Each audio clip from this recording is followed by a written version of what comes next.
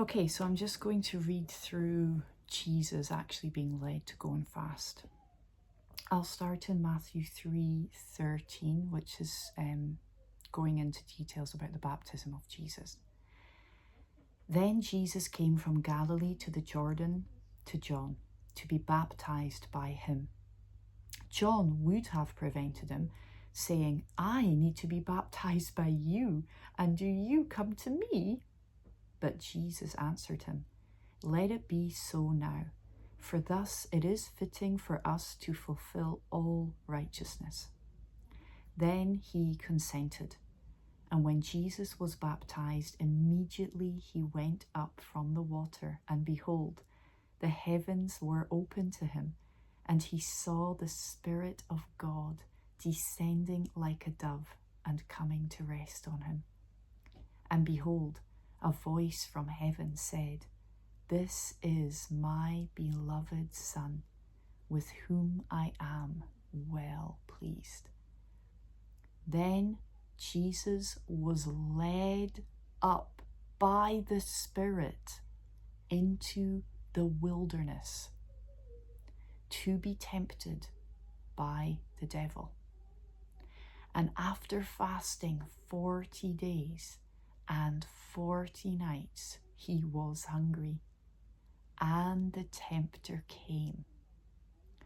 See, the tempter came after he fasted.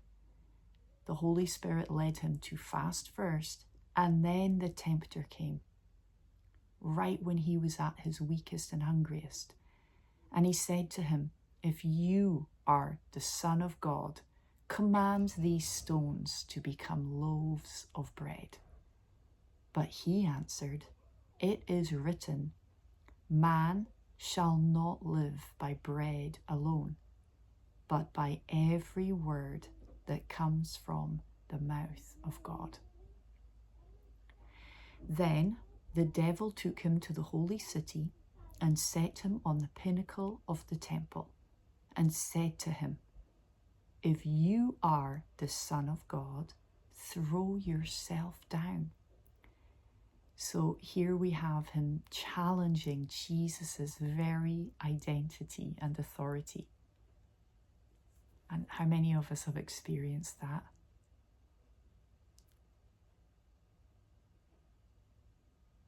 If you are, if God says, really?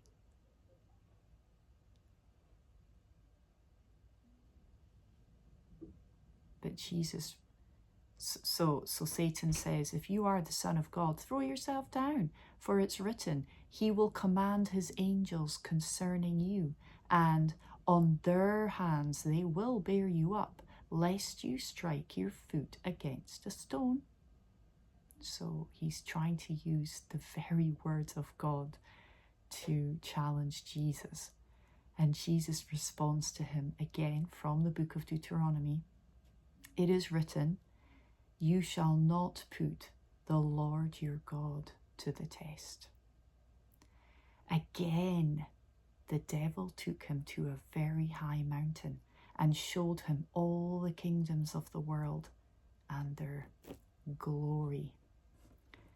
And he said to him, "All these I will give you if you will fall down and worship me." Then Jesus said to him, "Begone, Satan, for it is written, you shall worship the Lord your God, and him only shall you serve."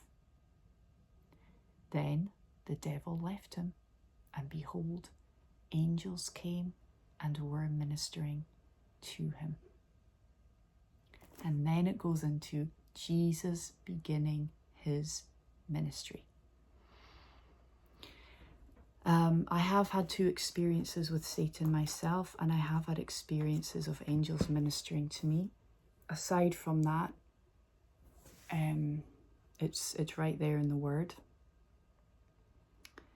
And that piece there, "him only shall you serve," is a connection to what I was talking about in the previous video. And it reminds me of John 5:30, where Jesus makes it clear that he only did what the Father told him to say and do. He was there to serve God. Let me...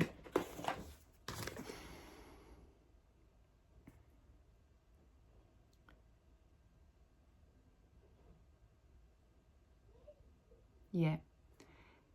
John 5:30. I can do nothing on my own. Yep. As I hear, I judge. And he heard through the Holy Spirit during prayer. And my judgment is just, because I seek not my own will, but the will of him who sent me. Boom. Wonderful connection.